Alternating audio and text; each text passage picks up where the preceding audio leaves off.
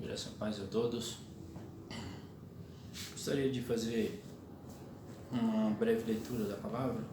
Nós estamos vivendo um tempo tão complicado nesses últimos dias, por conta de tantas vidas que têm partido, sem encontrar a salvação, sem encontrar Cristo, enquanto que outros também têm partido salvos no Senhor, e muitos talvez não tenham conhecimento da realidade, da eternidade, o que significa tudo isso.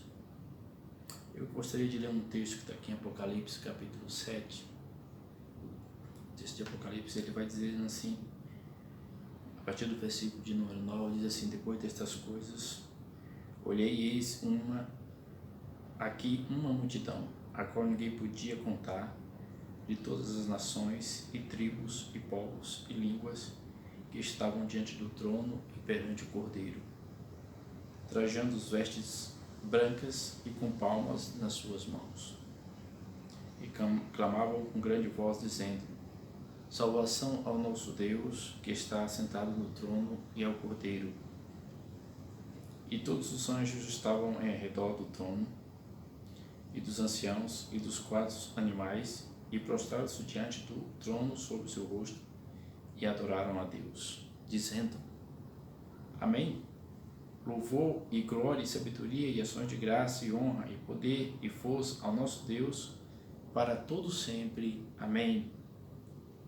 E um dos anciãos me falou, dizendo: estes que estão vestidos de vestes brancas, quem são e de onde vieram?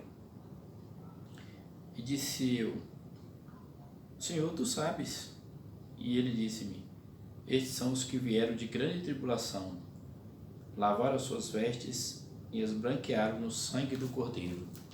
Por isso estão diante do trono de Deus, e o servem de dia e de noite no seu templo. E aquele que está sentado sobre o trono os cobrirá com a sua sombra. Nunca mais terão fome, nunca mais terão sede, nem sol nem calma alguma cairá sobre eles, porque o Cordeiro que está sentado no meio do trono os apacentará. Ele servirá de guia para as fontes das águas da vida, e Deus limpará de seus olhos toda a lágrima. Esse texto é um texto onde mostra a grande promessa aguardada por todos aqueles que se entregaram a Cristo e esperam pela salvação eterna. Aqui, quando a gente vê aqui um diálogo de alguém que está tendo essa visão, este alguém é João.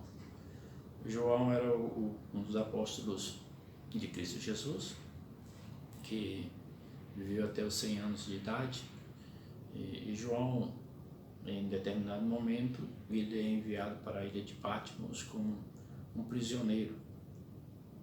É interessante observar que João esteve ali naquela ilha como prisioneiro, mas Deus tinha um propósito na prisão de João.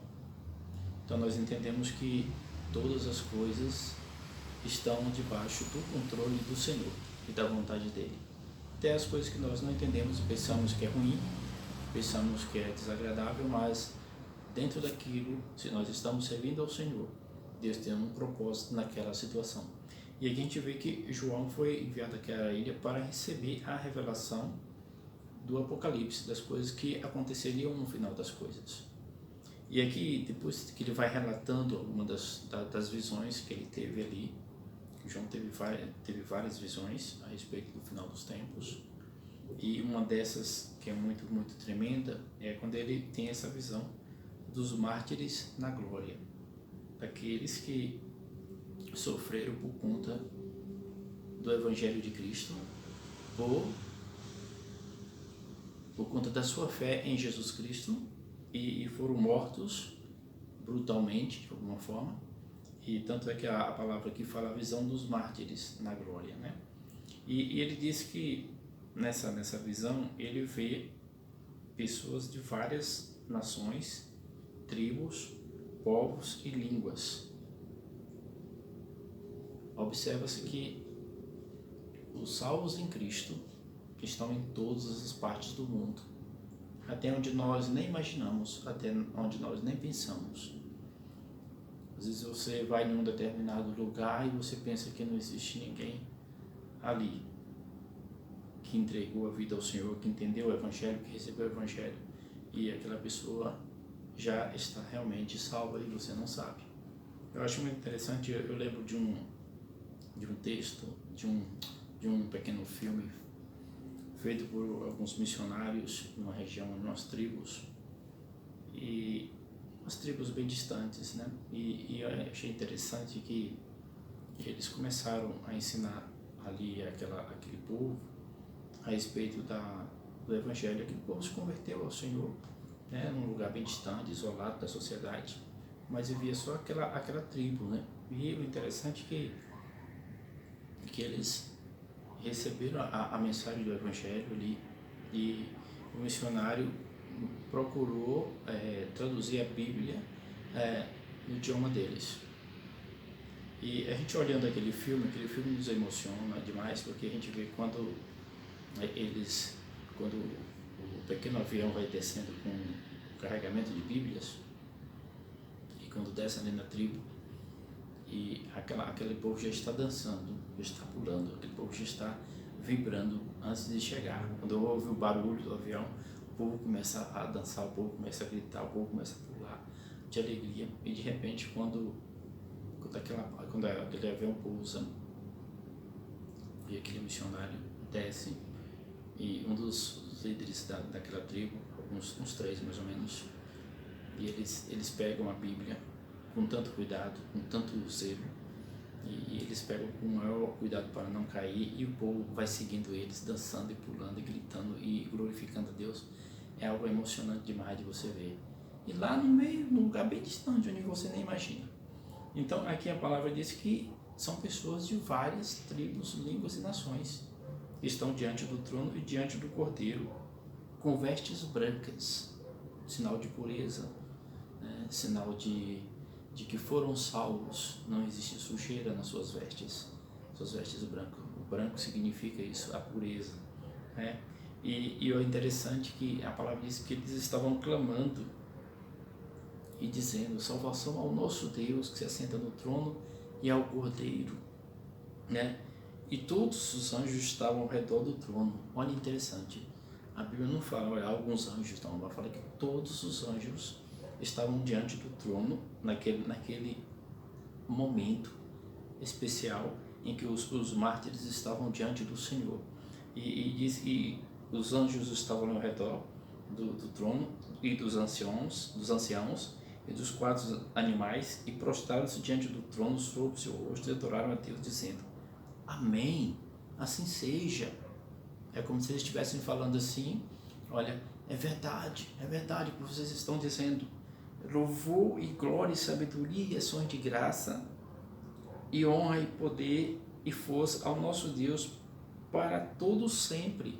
E amém. Então é para Deus todas as coisas, para todos sempre. Eu acho interessante observar que aqui um dia a palavra diz que aqui um daqueles anciãos chega para João e pergunta para João: esses que estão com vestes brancas, quem são e de onde vieram?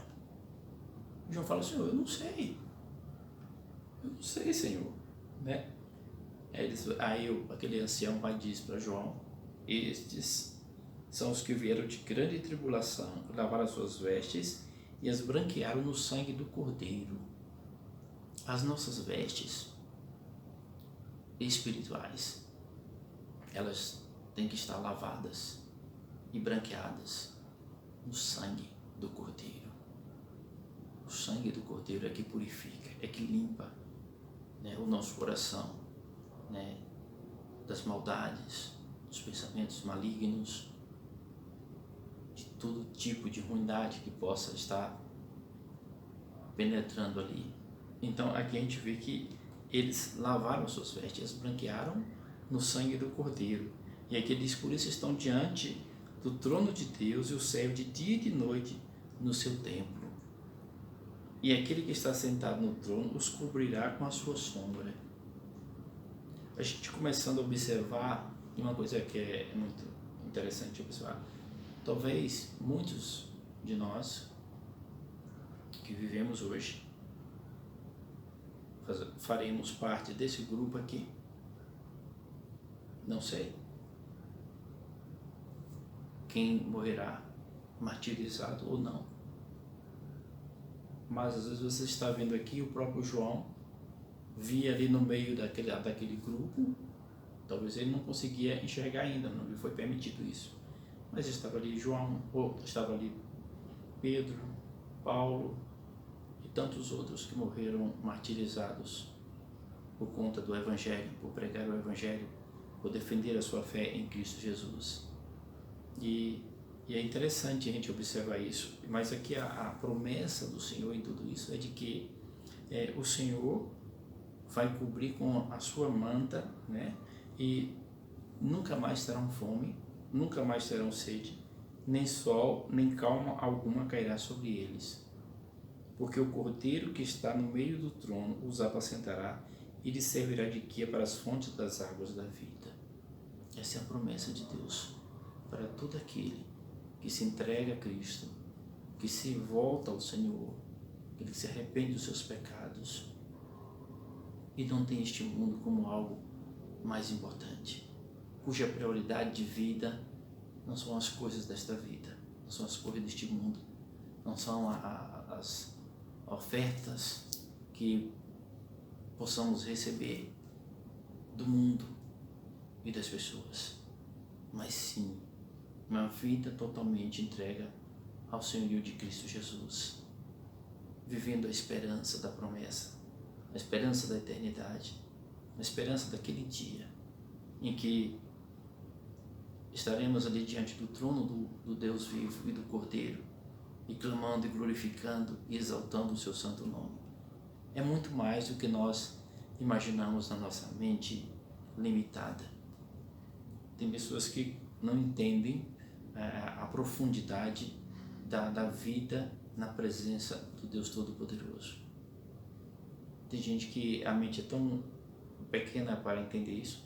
Nós sabemos que também existe uma certa dificuldade, porque nesse corpo mortal, neste corpo carnal, nós somos limitados a vislumbrar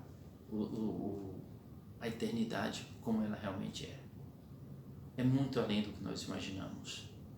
Por isso que quando Paulo tem aquela visão e ele fala de um homem e ele fala de si mesmo, nós sabemos que foi até o terceiro céu e viu coisas inefáveis que não é lícito, o homem não consegue falar a respeito delas.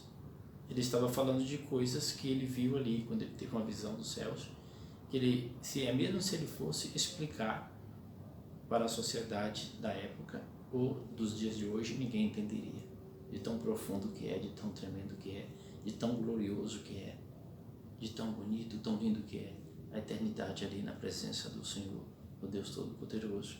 E aqui a promessa é que, porque o Cordeiro que está sentado no meio do trono os apacentará e lhes servirá de guia para as fontes das águas da vida, e Deus limpará de seus olhos toda lágrima. Olha só, você que chora, você que sofre, né? Você que passa tribulações, existe uma promessa. Existe uma promessa. Tudo que você tem passado é nessa vida tão pequena que nós vivemos. Mas aqui a promessa do Senhor é para tudo sempre. Uma promessa de eternidade, sem fome, sem dor, sem sofrimento, sem tribulação, sem nada. Apenas usufruindo das maravilhas do reino de Deus. E isso eternamente. E isso ninguém pode comprar. Isso já foi dado de graça pelo sacrifício de Cristo. Isso já foi nos presenteado de graça pelo sacrifício de Cristo. Nós só precisamos aceitar esse presente.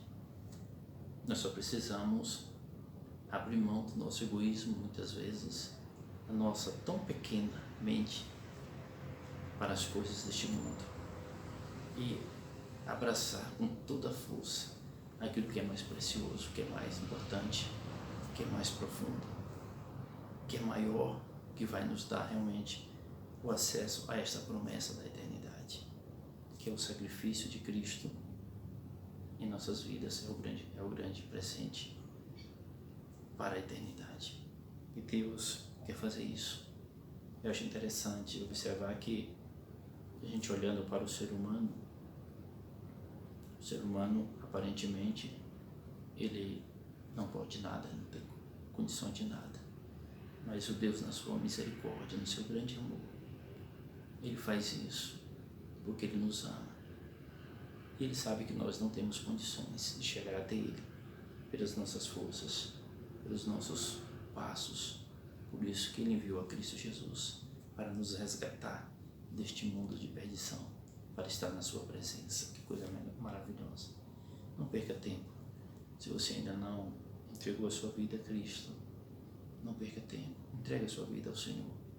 Porque promessa maior e mais importante e mais preciosa tem o Senhor para a sua vida. Amém. Eu quero orar neste momento. Coloque sua vida diante do Senhor. Seu familiar, seu ente querido, pessoa que está enfermo, doente. Coloque diante do Senhor. Nós vamos estar orando. Pedimos a Deus para visitá-lo neste momento. Amém.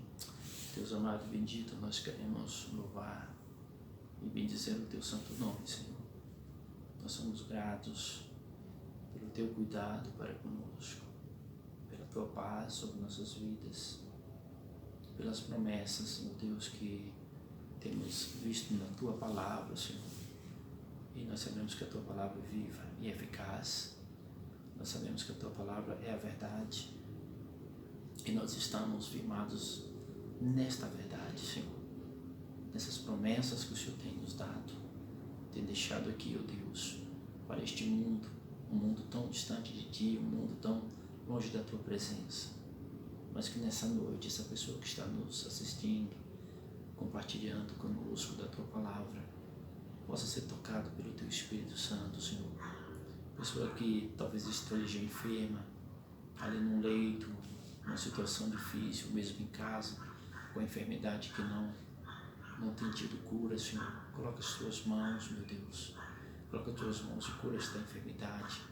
Cura também a enfermidade espiritual, Senhor. A enfermidade da alma, para que esta pessoa, meu Deus, possa estar também, meu Deus, infiltrado nesta promessa. Essa promessa de eternidade que já está aqui na Tua palavra. Nós Te louvamos por tudo, nós pedimos a Tua bênção sobre cada vida, em nome de Jesus. Amém. Que Deus abençoe a sua vida, Deus abençoe fortemente a sua casa. Não somente permaneça firme no Senhor, busque o Senhor para ser cheio da graça, da misericórdia e do amor do Senhor para a sua vida. Amém. Deus abençoe a sua vida.